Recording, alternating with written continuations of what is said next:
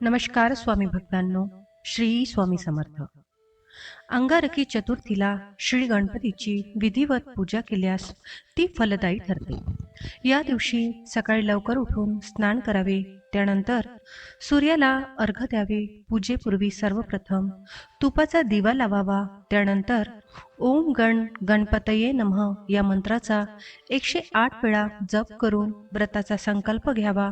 श्री गणेशाला प्रार्थना करावी. पूजा करतेवेळी लाल वस्त्र परिधान करावे. श्री गणेश मूर्तीला प्रथम पाण्याने आणि नंतर पंचामृताने म्हणजेच दूध, दही, तूप, मध आणि साखरेच्या मिश्रणाने स्नान घालावे. त्यानंतर पुन्हा पाण्याने स्नान घालावे. गणेश चालिसा, गणपती स्तोत्र, गणपती अथर्व शीर्ष किंवा मंत्र म्हणावेत. श्री गणेशाला वस्त्र घालावे. त्यानंतर मूर्तीला शेंदूर, चंदन, दुर्वा, फुले किंवा हार घालावा व धूप लावावा. त्यानंतर श्री गणेशाला मोदक, मिठाई, गूळ आणि फळाचा नैवेद्य दाखवावा. त्याचबरोबर नारळ आणि दक्षिणा ठेवावी.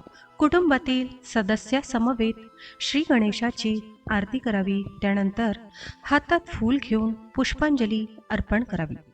शक्य असल्यास गणेशाच्या मूर्तीला एकच प्रदक्षिणा घालावी. यानंतर कुटुंबियासमवेत श्री गणेशाला साष्टांग नमस्कार करावा. या दिवशी श्री गणपतीची पूजा करताना तुळशीचा वापर करू नये. अंगारकी चतुर्थीला पूर्ण दिवस उपवास करावा. फलाहार, पाणी, दूध किंवा फळांचा रस घ्यावा. व्रतानुसार सर्व नियमांचं काटेकोर पालन करावे. तसेच या दिवशी गरजू लोकांना धन आणि धान्य दान करावे. गाईला अन्न किंवा हिरवा चारा खायला द्यावा. शक्य असेल तर एखाद्या गोशाळेला देणगी द्यावी. सायंकाळी चंद्रोदयापूर्वी श्री गणपतीचं पुन्हा एकदा पूजन करून संकष्टी व्रत कथेचं पठण करावं. सायंकाळी पूजेवेळी श्री गणेशाला चंदनाचं गंध लावावं आणि मोदक किंवा मोतीचूर लाडूंचा नैवेद्य दाखवावा. चंद्रोदय झाल्यानंतर अंगारकी चतुर्थी व्रत सोडावे. हे व्रत केल्यास मंगळाचे सर्व दोष दूर होऊन कुंडलीतला मंगळ मजबूत होतो. त्याचबरोबर या दिवशी अंगारकी चतुर्थीच्या दिवशी हनुमानाचीही पूजा फलदायी ठरते. अंगारकी चतुर्थीला श्री गणपतीसोबतच श्री हनुमानाची पूजा केल्यास ती विशेष फलदायी मानली जाते. या दिवशी व्यक्तीने शेंदुराचा टिळा लावल्यास कुंडलीतल्या मंगळ ग्रहाचा दोष दूर होतो. अंगारकी चतुर्थीला श्री गणपतीची मनोभावे पूजा केल्यास संबंधित व्यक्तीच्या जीवनातील सर्व विघ्न, संकट दूर होतात आणि त्याला सुख आणि समृद्धी प्राप्त होते. श्री गणपतीला आद्य देवता असेही म्हणतात. तो बुद्धी, बळ आणि विवेकाची देवता आहे. अंगारकी चतुर्थीला श्री गणपतीचं व्रत देखील केलं जातं. अंगारकी चतुर्थीला व्रत केल्यास वर्षभरातल्या सर्व चतुर्थीचं फळ या दिवशी आपल्याला मिळतं आणि व्यक्तीच्या मनोकामना पूर्ण होतात. अंगारकी चतुर्थीला श्री गणपती 4 मस्तक आणि 4 हातांच्या स्वरूपात असतो.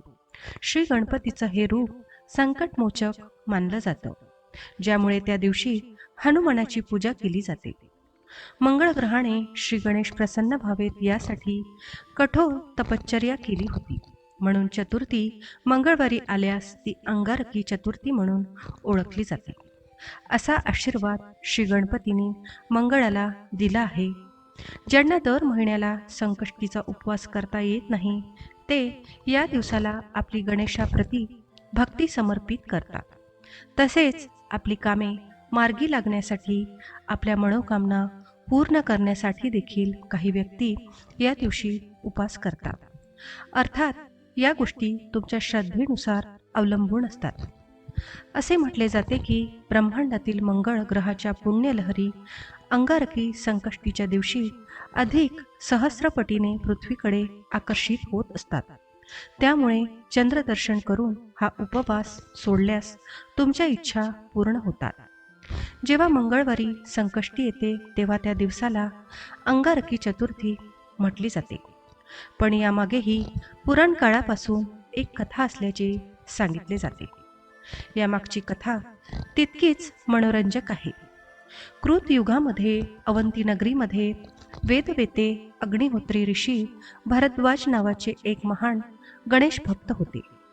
त्यांनी सदर युगापासूनच मानवसृष्टीला गणेश पूजेचे महत्त्व पटवून दिले होते. तर या ऋषीकडूनच पृथ्वीच्या गर्भातून अंकारक नामक जास्वंदी वृक्षाच्या सानिध्यात रक्तवर्णीय भाऊपुत्र जन्माला आला होता. असे सांगितले जाते, हा पुत्र 7 वर्षाचा झाल्यावर पृथ्वीनं त्याला पुन्हा भरद्वाज ऋषींच्या स्वाधीन केले होते. ऋषींनी त्याचे उपनयन केले, वेद शिकविले आणि गणेश मंत्र देऊन उपासना करायला सांगितले.